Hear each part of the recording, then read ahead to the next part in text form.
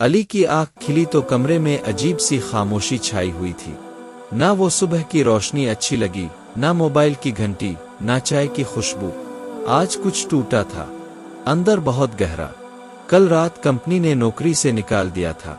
9 سال کی محنت، وفاداری اور امیدوں کا جنازہ ایک ای میل نے نکال دیا۔ اس کا ذہن سوان ہو چکا تھا، صرف ایک ہی بات بار بار گونج رہی تھی: ہم آپ کی خدمات کے شکر گزار ہیں، لیکن مزید درکار نہیں۔ اس کی آنکھوں سے بے اختیار آنسو بہنے لگے۔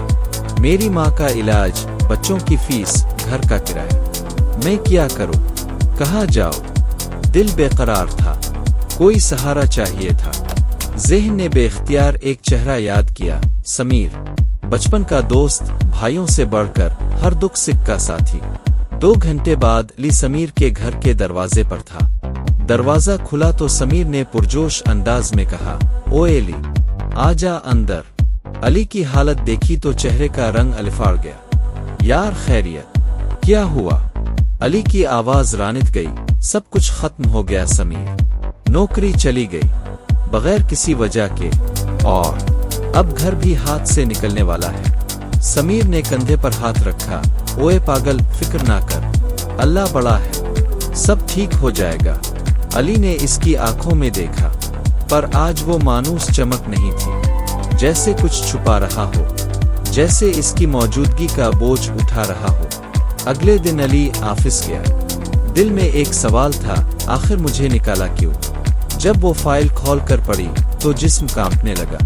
وجہ برخاستگی، خفیہ معلومات افشا کرنا، اطلاع دینے والا جناب سمیر احمد۔ نہیں، یہ جھوٹ ہے، یہ کیسے ممکن ہے؟ سمیر، وہ کیسے میری شکایت کر سکتا ہے؟ علی نے آنکھیں زور سے بند کر لے، مگر لفظ دھندلے نہیں ہوئے۔ وہ تیزی سے اٹھا، ہاتھ میں رپورٹ اور دل میں طوفان لیے سیدھا سمیر کے گھر گیا۔ دروازہ کھلا، علی نے رپورٹ اس کے سامنے پھینکی۔ یہ کیا ہے؟ کیا تاو نے؟ واقعی تاو نے یہ کیا؟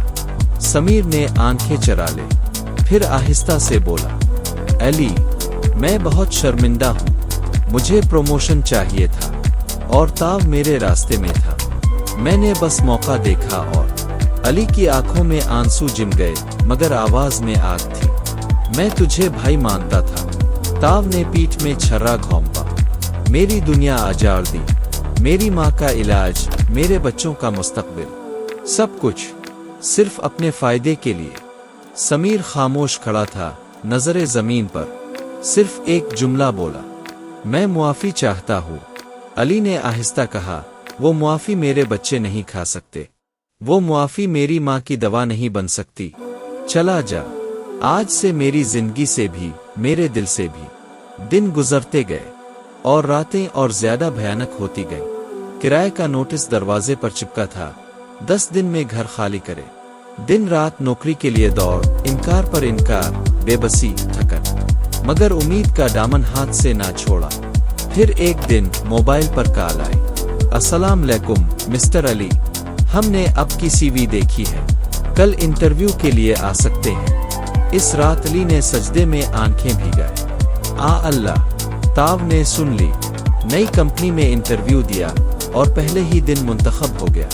تنخواہ مناسب تھی، ماحول اچھا اور عزت وہ جو چھن گئی تھی واپس مل رہی تھی۔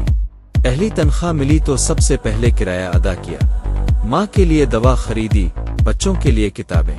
زندگی پھر سے سانس لینے لگی، مگر دل کا ایک کونا اب بھی زخمی تھا۔ وہ دھوکہ، وہ چیخ جو کبھی نہیں نکلی۔ ایک شام وہ پارک میں بیٹھا سورج کو ڈوبتا دیکھ رہا تھا۔ اچانک ایک مانوس آواز سنائی دی: علی!